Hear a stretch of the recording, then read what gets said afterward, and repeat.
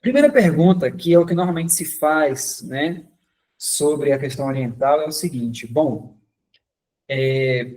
se Daniel capítulo 2, a estrutura é Babilônia, Medopécia, Grécia e Roma. No capítulo 7, ele começa a mesma coisa: Babilônia, Medopécia, Grécia e Roma. No capítulo 8, já é diferente. Babilônia não aparece, mas aparece Medopécia, Grécia e Roma. Então, se Roma sempre é o último poder mencionado no livro de Daniel, no capítulo 2, no capítulo 7, no capítulo 8, como é que no capítulo 11 a Turquia vai ser o último poder, se em todos os outros capítulos sempre foi Roma? Por que a Turquia apareceria no último poder no capítulo 11, se isso poderia quebrar a estrutura do livro? Se no capítulo 2 é Roma, no capítulo 7 é Roma, no capítulo 8 é Roma, por que no capítulo 11 é a Turquia? E a Turquia é um país pequenininho, não tem expressão mundial. Então, por que o capítulo 11 tem que terminar com a Turquia como rei do norte?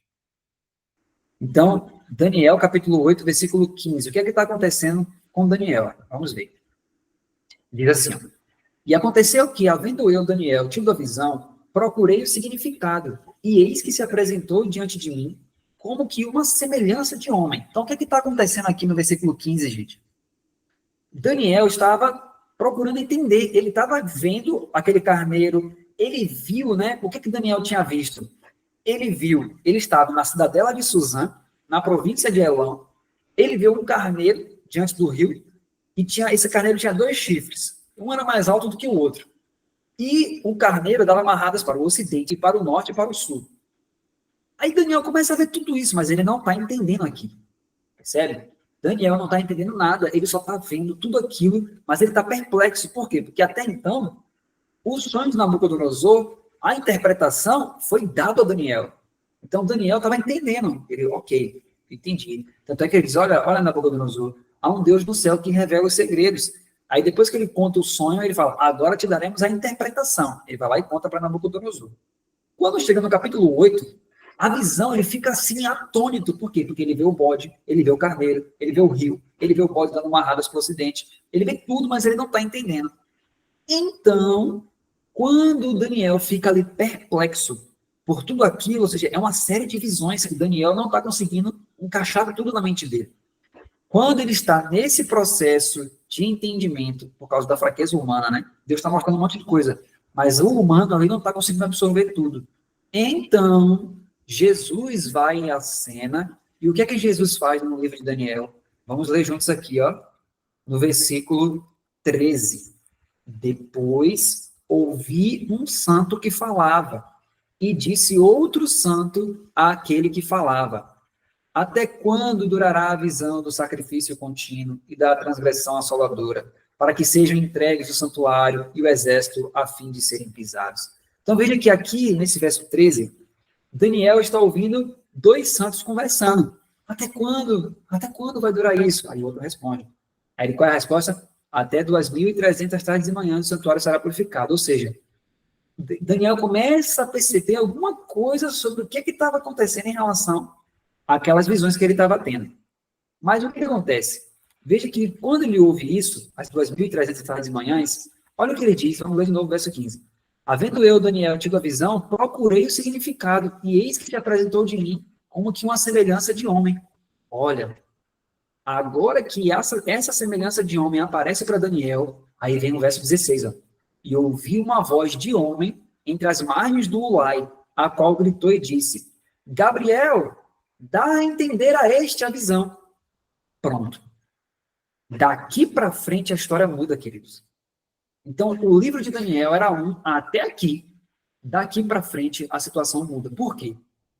Até então, qual era a relação que estava acontecendo? Daniel tinha visões onde ele via vários símbolos, ele via várias coisas, e no capítulo 2 foi dado a interpretação para ele. Só que Deus foi fazendo o quê? Deus ia repetindo a profecia, depois Deus ia ampliando o entendimento da profecia. Então, no capítulo 2 tem Babilônia, Medopécia, Grécia e Roma. No capítulo 7 tem Babilônia, Medopécia, Grécia e Roma. Porém, tem detalhes dos animais que no capítulo 2 Deus não deu. Deus deu no capítulo 7. Quando chega no capítulo 8, tem detalhes agora que Deus não deu nem no capítulo 2, nem no capítulo 7. Deus só deu no capítulo 8. Só que a força espiritual, né?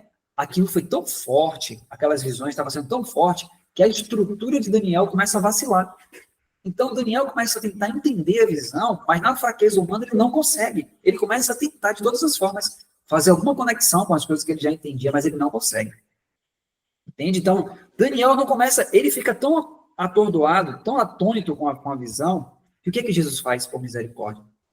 Jesus chama, então, o anjo mais poderoso das cortes celestes. A gente fala que Gabriel é o anjo mais poderoso das cortes celestes.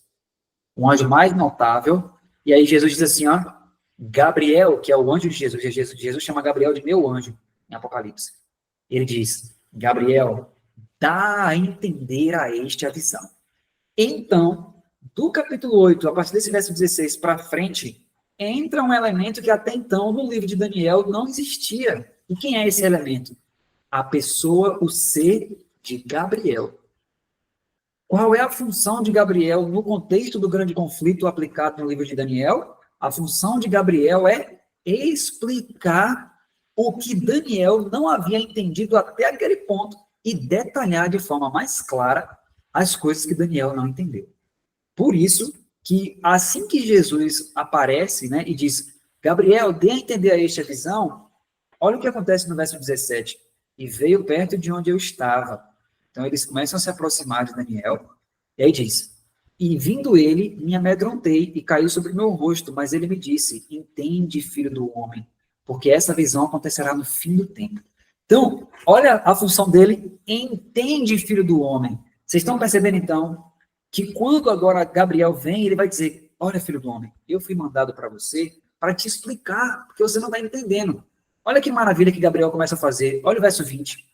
Aquele carneiro que viste com 2 chifres são os reis da Média e da Pérsia. Mas o bode peludo é o rei da Grécia. E o grande chifre que tinha entre os olhos é o primeiro rei. Então, querido, Gabriel está fazendo o que aqui? Dando a entender a interpretação da visão. Entendeu? É essa a função de Gabriel. Olha, isso aqui significa isso aqui significa isso, entendeu? Então, a partir daí, desse momento, essa é a função de Gabriel. Então, quando ele vai, ele continua. O tecido quebrado, levantando-se 4 no lugar dele, significa que 4 reinos se levantarão da mesma nação, mas não com a força dele. Então, olha como Gabriel é direto. Olha, Daniel, isso aqui significa isso aqui significa isso. Por quê?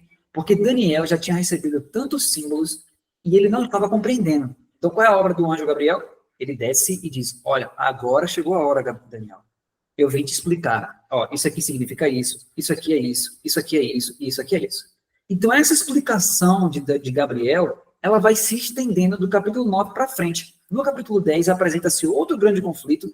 Gabriel desce para explicar de novo Daniel.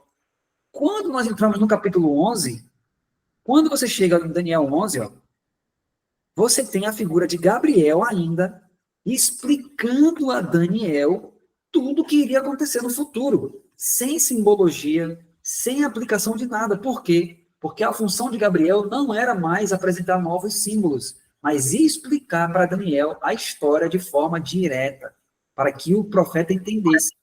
Então, quando você começa o capítulo 11 de Daniel, por isso que os pioneiros, eles entendiam claramente que Daniel 11 é literal do início ao fim. Por qual motivo? Porque quem está narrando Daniel 11 não é Daniel, não é visão que está sendo dada a Daniel simbólica, mas é o anjo que começou a explicar lá no capítulo 9, no capítulo 11 ele aparece novamente, no capítulo 10 ele aparece novamente e começa a explicar a Daniel toda a profecia. Então, a função de Gabriel não é dar símbolos. Por isso, querido, mas a partir de tal veste é simbólico, tal... Não pode, porque isso quebra, aí sim você quebra a estrutura de Daniel. Porque o anjo Gabriel, a função dele é explicar a profecia e não trazer mais símbolos a Daniel. Ao prosseguir a oração de Daniel, o anjo Gabriel vem voando das cortes celestiais para lhe dizer que suas petições foram ouvidas e atendidas. Este poderoso anjo é comissionado para dar-lhe entendimento e compreensão, para abrir perante ele os mistérios dos séculos futuros. Assim, Enquanto ardentemente buscava saber e compreender a verdade, Daniel foi levado em comunhão com o mensageiro enviado pelo céu. Gabriel dá a entender a este a visão. Se Gabriel, no capítulo 11, estivesse dando agora mais 2 poderes, Rei do Norte e Rei do Sul, que Daniel não iria entender, ele não ia compreender absolutamente nada. E a função de Gabriel não estaria cumprida como Jesus mandou ele fazer. Entende? Então, por isso que no livro de William Smith, ele chega a dizer que o capítulo 11 de Daniel é um comentário bíblico do anjo Gabriel. Porque o que o anjo Gabriel está fazendo? Pegando aquilo tudo que Daniel não entendeu e destrinchando em história. Olha, Daniel, aquele carneiro que você viu é tal coisa. Aquele bode é tal coisa. E olha, eu vou lhe mostrar agora como é que vai ser a história até o final. 3 reis ainda se levantaram na Pérsia. Se você ver capítulo 11 de Daniel, desde o início, ele começa extremamente histórico. Olha, Daniel, 3 reis vão se levantar na Pérsia. E o quarto vai ser acumulado de riquezas. Depois vai vir um outro grande rei. Ele vai morrer. O reino dele vai ser dividido em 4, que é Alexandre o Grande, né? E aí depois vão ficar 4 reis. E aí vai surgir a figura do rei do norte e o rei do sul. Aí ele fala, o rei do norte vai fazer guerra contra o rei do sul vai ser mais forte do que ele. Ou seja, o que está acontecendo ali? Uma explicação histórica e profética. Percebe? Então, a função de Gabriel era essa. Então, não há como aplicar simbologia para o capítulo 11, pois o capítulo 11 não é Daniel recebendo uma visão simbólica. O capítulo 11 é a continuação do capítulo 9 e 10, que é quando Gabriel desce e dá a entender a Daniel a visão. Por isso que deve ser interpretado de forma literal e histórica o capítulo. Entendeu, queridos? Então, por isso que termina com a Turquia ali, por quê? Porque a Turquia, o Constantinopla era de Roma, mas a Turquia, no ano 1453, entrou, invadiu Constantinopla e tomou Constantinopla para si. Então, como Alexandre o Grande morreu, e quem tomou a parte norte do reino, que era Constantinopla, foi Lisímaco, Lisímaco se tornou o rei do norte. Mas como a Turquia tomou aquele lugar que antes era de Lisímaco, a Turquia se tornou o rei do norte. Por isso. Entendeu? Então, como também Constantinopla é uma cidadela romana, ou seja, o nome Constantinopla vem de Constantino. Como eles tomaram ali, então os turcos sim fazem parte do que nós chamamos de Roma Oriental. Então, na verdade, Daniel 11:45 termina também com a história de Roma, mas Roma dominada pelos turcos. Eles são do norte.